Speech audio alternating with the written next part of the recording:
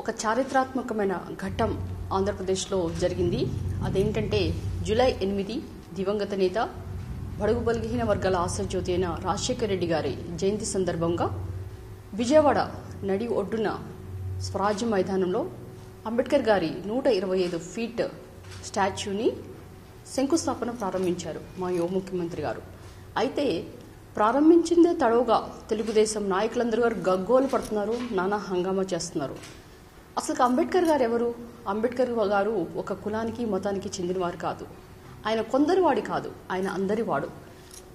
అంబేద్కర్ గారిని ప్రపంచం మొత్తం కూడా ఒక దిక్చూసిగా భావిస్తారు.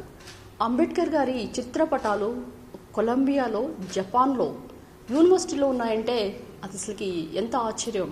ఎందుకంటే మన భారతదేశంలో పుట్టిన వ్యక్తికి ప్రపంచం యావత్తు కూడా అంత ఘన నివాళులు అర్పిస్తుంది.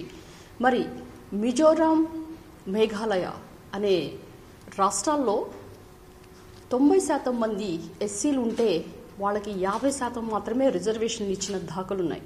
అయితే మొట్టమొదటిసారిగా ప్రపంచంలో అంతేకాకుండా ఒక ప్రజాస్వామ్యం గురించి, ఒక సార్వత్రిక ఓటు గురించి, స్థానిక ప్రభుత్వం గురించి మాట్లాడింది అంబేద్కర్ గారే. అంబేద్కర్ గారు అసలు పుట్టకపోతే ఏమైందో అనేది మనము ఊహించడమే కష్టం. ఎందుకంటే యావత్ జగత్తు కూడా అసమానాలతో ఉండేది. ప్రతి ఒక్క బడుగు బలహీన వర్గాల బ్రతుకులు అతలాకుతలమయ్యాయి. అంతేకాకుండా ఇక ప్రజలు ఒకళ్ళొకళ్ళు కొట్టుకొని కుల మత భేదాలతో ఇక భిన్న సంస్కృతులు మతాలు ఉన్న భారతదేశం ఒక గగ్గోలు పెట్టేది. కానీ అంబేద్కర్ గారు భావి భారతాన్ని ముందే ఊహించి ఈ యొక్క కుల మత భేదాలు అసమానతలు లేకుండా భావి భారతం బాగుండాలి అంటే ఒక వజ్రాయుధాన్ని అంటే రాజ్యాంగాన్ని రచించి ఒక రాజ్యాంగ నిర్మాతగా ఆయన పేరు తెచ్చుకున్నారు. ఆయనకి షుగర్ ఉండేది, డయాబెటీస్ ఉన్నప్పుడు ఆయన రాసేటప్పుడు ఆ యొక్క రాజ్యాంగ పరిషత్లో ఆయన చైర్మన్గా ఉన్నప్పుడు కళ్ళు కూడా సరిగ్గా కనిపించకపోయినా తన యావత్ జీవితాన్ని కూడా ఈ యొక్క రాజ్యాంగ రాయటానికి ఆయన వెచ్చించారు. ఎంతో కష్టపడి 2 సంవత్సరాల 11 నెలల 18 రోజులు ఆయన రాజ్యాంగాన్ని రాసి తర్వాత ఈ యొక్క కమిటీకి ఇవ్వటం జరిగింది. సో ఇలాంటి అతిపెద్ద రాజ్యాంగమే ప్రపంచంలో భారత రాజ్యాంగం. కనుక భారత రాజ్యాంగ రచయిత, భారత రాజ్యాంగ నిర్మాత, ఒక socialist, Buddhist and barrister of law. అంతేకాకుండా అందరూ బాగుండాలి.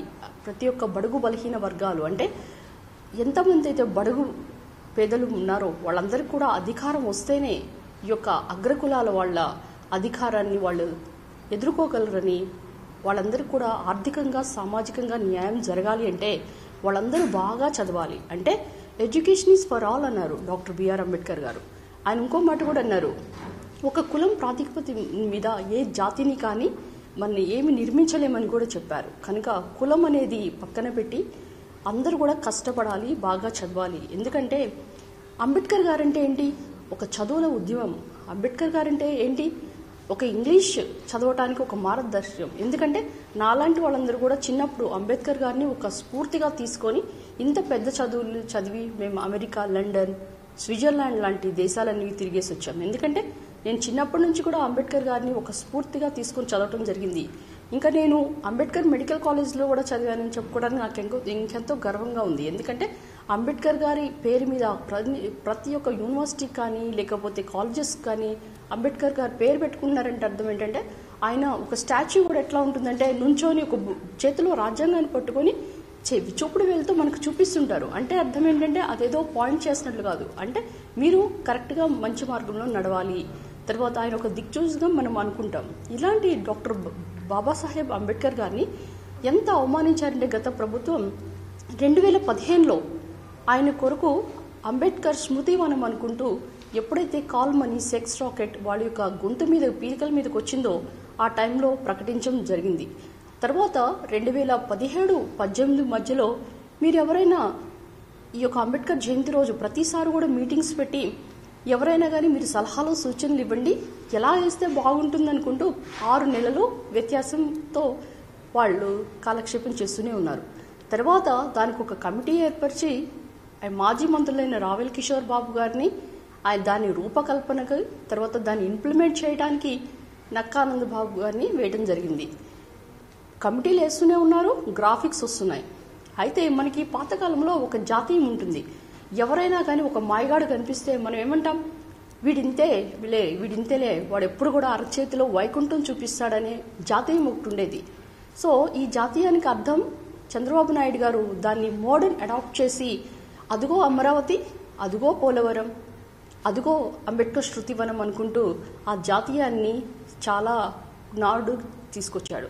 అయితే ఇప్పుడు జగన్మోహన్ రెడ్డి గారు అదుగో ఇదిగో అనకుండా గత ప్రభుత్వం అమరావతిని ఎలా గ్రాఫిక్స్లో చూపించిందో అలా చూపించకుండా ఇదిగో ఇక్కడే అనే మాదిరిగా అంబేద్కర్ స్టాచ్యూకి, అది కూడా 125 ఫీట్ అంబేద్కర్ స్టాచ్యూకి మనము శంకుస్థాపన చేయటం జరిగింది. ఏదైనప్పటికీ చంద్రబాబు నాయుడు గారిని నేను కొన్ని క్వశ్చన్స్ అడుగుదాం అనుకుంటున్నా. ఎందుకంటే చంద్రబాబు నాయుడు గారు ఎప్పుడైనా అంబేద్కర్ గారు అంత మహనీయుడు నడి ఒడ్డు మీద ఉండాలా, లేకపోతే ఎస్సీ కులాల్లో పుట్టాడు కనుక ఊరి చివర ఉండాలా?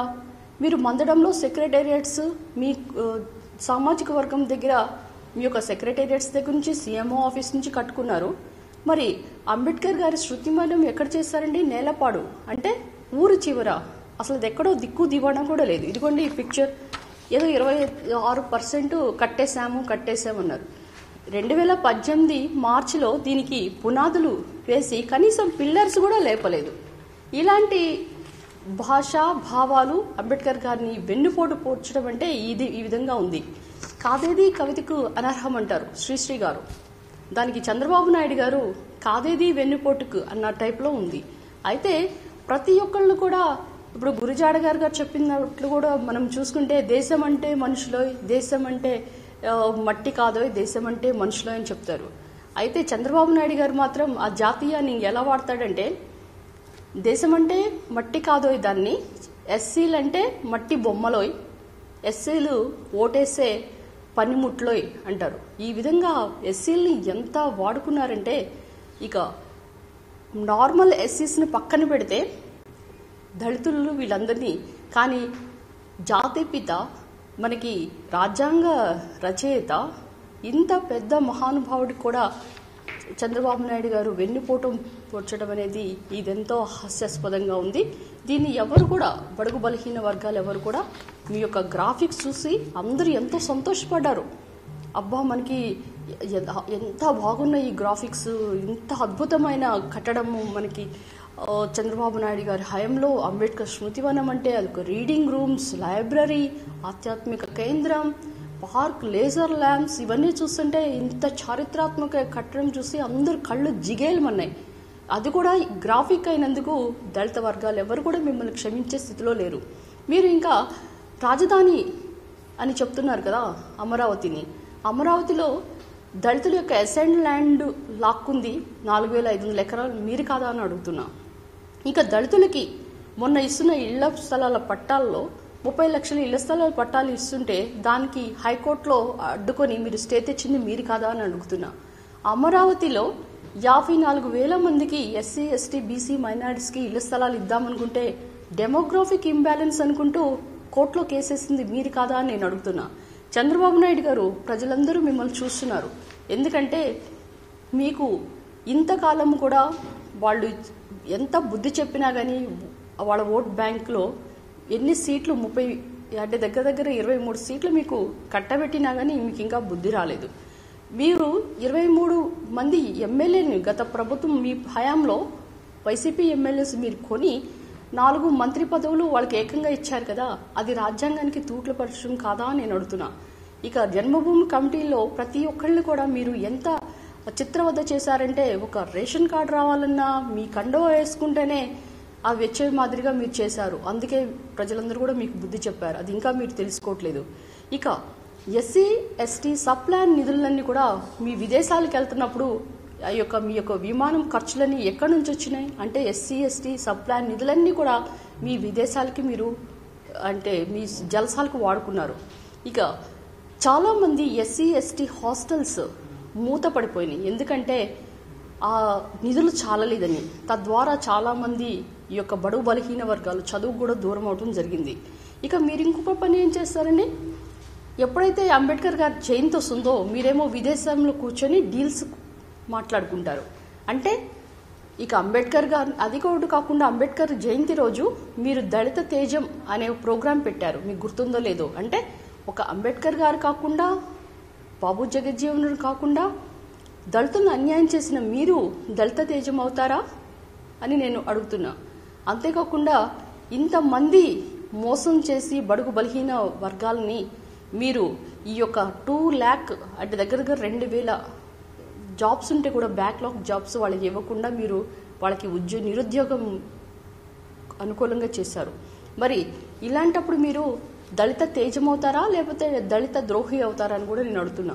కనుక మీరు ఇప్పటికైనా ఈ యొక్క ఎంతో కాస్ట్లీ ల్యాండ్ అంటే స్వరాజ్ మైదానంలో అది ఎంతోమంది స్వాతంత్ర సమర యోధులు గాంధీజీ గారు, పింగళి వెంకయ్య గారు తిరిగిన ఆ ప్రదేశంలో అందరికీ కూడా విజయవాడలో ఉన్న పొల్యూషన్ని మనం దూరం చేస్తూ ఒక ఆధ్యాత్మిక చింతనగా మంచి కాన్ఫరెన్స్ హాల్, లైబ్రరీ అలాంటి కట్టి 25 ఎకరాల్లో, అంతేకాకుండా అక్కడ ఎకరము అంటే మీకు మాటలే కాదు, అది ఒక గజమే 2 లక్షల పైన ఉంది. అంటే అది చూసుకుంటే ఎకరం 100 కోట్లు. అలాంటి ప్రాపర్టీని అంత అంటే విజయవాడ నడిబొడ్డున ఇలాంటి ప్లేస్లో కట్టడం అనేది అందరూ కూడా చాలామంది మనశ్శాంతి కొరకు అక్కడ వెళ్ళి కూడా మనము ఆధ్యాత్మిక చింతన చేసుకోవచ్చు.